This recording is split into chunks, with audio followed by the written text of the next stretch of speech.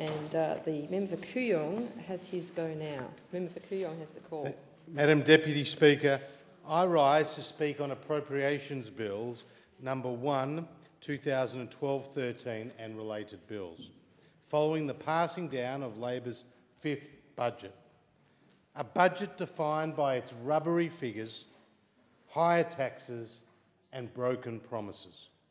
A budget which is the culmination of 5 years of misguided policy priorities and bungled policy implementation.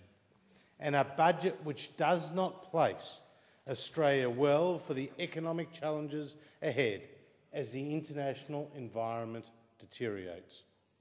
First, to the bottom line. The government's prediction of a $1.5 billion surplus in 2012-13 is hard to believe.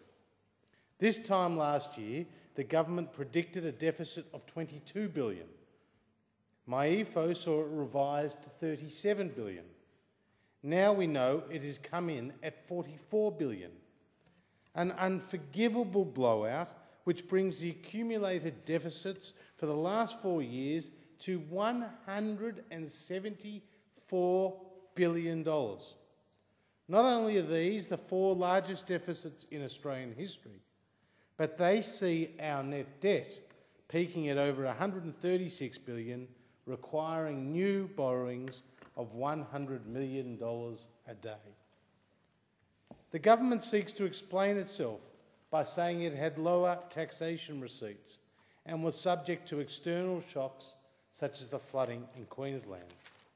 But what this Gillard government fails to appreciate is that its policy prescriptions of increased taxes, more red tape for small business, and a heightened role for unions in the workplace is a disincentive to investment and a brake on job creation. What is more, the predicted surplus was only achieved by bringing forward as much spending as possible into the 2011-12 year and pushing out as much spending as possible into the 2013-14 year and beyond, just as long as it doesn't fall within the magical 2012-13 year. For example, payments of $1.1 billion to local government, $1.8 billion in infrastructure transfers to the states, $1.5 billion in carbon tax compensation for pensioners and welfare recipients, and $1.4 billion in disaster relief funding for Queensland were all brought forward to the 2011-12 year. So too with Labor's Energy Security Scheme, which is normally a $1 billion annual program, has only $800,000 allocated in 2012-13. And the government's coal sector jobs package, which is an annual $250 million program, will only receive $10 million in 2012-13. This overt manipulation of programs also extends to the special dividends from the Australian Reinsurance Pool Corporation and the Export Finance and Insurance Corporation, which the Shadow Treasurer has pointed out are only being taken in 2012-13 to, quote, fluff up the promise of a surplus. The government's accounting treatment of these programs, together with their decision to place major spending initiatives like the $50 billion NBN and the $10 billion Clean Energy Finance Corporation off balance sheet in the forlorn hope that they make a return to the taxpayer, means we cannot take the government's budget numbers at face value. Nor, Madam Deputy Speaker, can we allow the government to gloss over its broken promises and punishing tax hikes, the most serious of which is the carbon tax, explicitly ruled out before the election, but soon to hit Australian households in just over 30 days' time. In my electorate of Kooyong, I've had small business owners, self-funded retirees and captains of industry explain to me the pernicious impact the carbon tax will have on their bottom line. They are pleading for us to repeal the tax in the event we get to government. As I've said elsewhere, in my state of Victoria, we will be particularly hard hit by the carbon tax, with Premier Ted Baillieu releasing a report by Deloitte Access Economics showing that the government's carbon tax will, by 2015, lead to 35,000 fewer jobs, $6.3 billion fall in investment, a reduction in per capita income of $1,050, and a worsening in the state budget by almost $660 million. A grim picture indeed, Madam Deputy Speaker. The next broken promise by this government was its company tax cuts, promised to small business up to the day of the budget, but then brutally abandoned in this budget, saving the government $4.7 billion. In fact, Mike Simon, Labor's member for Deakin, wrote to business owners in his electorate in a letter dated the 7th of May, the night before the budget, and which arrived on the 10th of May. Order. Member for Kooyong will resume his seat. The member for Parramatta on a point of order. No, I have a question. Oh, okay. You can't run down the clock like that, Deputy Speaker. There's no question. Is the honourable member seeking to ask a question? I am. Will you allow the question, No. Member for Kooyong? Member for Kooyong has The night before the budget, which arrived on the 10th of May, 2 days after the budget, that they could celebrate a cut in the company tax rate from 30% to 29%, benefiting 720,000 small businesses as of 1 July 2012. A more embarrassing stake by the member for Deakin would be hard to find. Then there is the tax concessions of 50% on interest earned from bonds, annuities and bank accounts, which was abandoned in this budget. The standard deduction of $500 rising to $1,000 on tax returns was also axed in this budget. The $500 mature age worker tax offset has also been abandoned in this budget, saving $250 million. Taxation of people's super with incomes above $300,000 has been doubled in this budget to 30%, raising the government $1 billion. A higher contributions cap on super for people over 50 has been deferred in this budget to 2014, saving the government $1.5 billion. Green building tax breaks of 50% on eligible assets is now gone as a result of this budget. Labor's also walked away from its solemn commitment to increase foreign aid to 0.5% of GNI by 2015-16. So too, when it comes to defence spending, Labor has unforgivably ripped more than $4 billion out of defence, in the process breaking its commitment for a 3% real increase in defence spending up to 2018, and ensuring that defence spending in Australia as a proportion of GDP is now the lowest since 1938. Planned water infrastructure upgrades for the Murray-Darling Basin have been deferred in this budget to 2015-16, saving $941 million. And finally, the passenger movement charge has been increased, meaning that the already struggling tourist industry will need to find an extra $610 million over the next 4 years.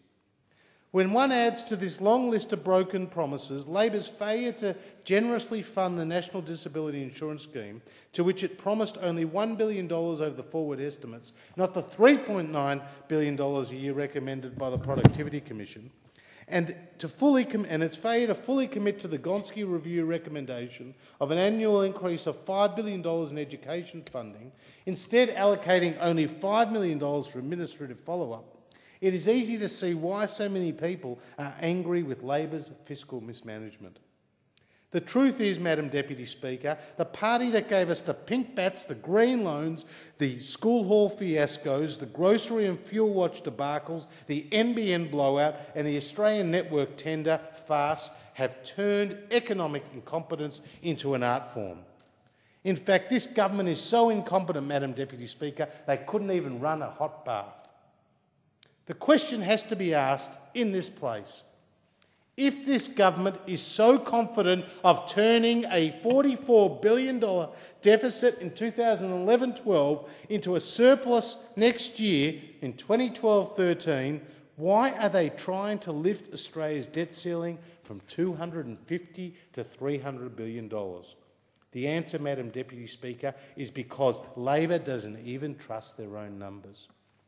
The truth is, in this current economic climate, both domestic and internationally, the government should be putting more money aside for a rainy day. In his annual post-budget address to the Australian business economists, Treasury Secretary Dr. Martin Parkinson pointed to the difficulties in forecasting the economic outlook. In 2011-12, the budget forecast growth of 4% in 2011-12 and 3.75% in 2012-13. That was forecast down in my EFO, and while the national accounts data is still to come in, he sees growth for 2011-12 closer to 3%. With exports comprising close to 20% of GDP, lower than predicted export growth, particularly for education services, has had a significant impact. Export growth was forecast at 6.5% in 2011-12 and now looks like it will be closer to 4%. At the same time, imports are growing faster than expected, 12.5% for 2011-12 compared to forecast growth of 10.5%. Terms of trade are clearly on the decline. Tax receipts, particularly company tax, capital gains tax and GST, are all down. For example, company tax receipts were predicted to grow in 2011-12 by 27.5%, but are now down to 19.9%, reflecting greater accelerated write-offs and the fact that it has taken longer for company tax losses incurred during the GFC to be absorbed. Significantly, the revenue collection from indirect tax, including the GST, is revised down $3.7 billion. This data from Treasury reinforces the big question marks the Coalition has over Labor's rubbery, wafer-thin surplus. Madam Deputy Speaker, looking abroad from Europe to Asia, the signs are not great. Japan has had its credit rating lowered 2 notches by Fitch from AA to A+, bringing it on par with Korea's for the first time. In April, China's shipments abroad were less than expected, and Malaysia, Thailand and the Philippines all had reductions in their exports. China's growth is estimated to be at 8.2%, down a full percent from 2011. And the World Bank is expecting China's current account surplus as a percentage of GDP to decline after also falling in 2011.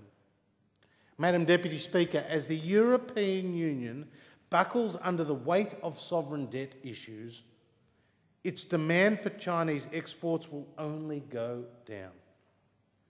This has flow-on effects for Australia and the robustness of its export numbers both to China and beyond. It is in this climate, Madam Deputy Speaker, that we must understand this year's budget. There was, from the Gillard government, no economic narrative for growth and no evidence of a return to the fiscally prudent yet effective days of the Howard and Costello years that produced 2 million new jobs, more than 20% growth in real wages, and the lowest unemployment and inflation in more than 3 decades, let alone the fact that they paid off Labor's $96 billion of debt and left more than $60 billion in the bank. Madam Deputy Speaker, Alan Kohler, a former editor of the Financial Review and now a reputable economic commentator on the ABC, got it right when he described Julia Gillard and Wayne Swan's budget this way. Quote, "This is, at its core, a big taxing, big spending budget, including a big increase in welfare. It is the budget of an unpopular government approaching an election, not one that is tightening its belt." Unfortunately for 23 million Australians, Madam Deputy Speaker, they need and deserve better than this.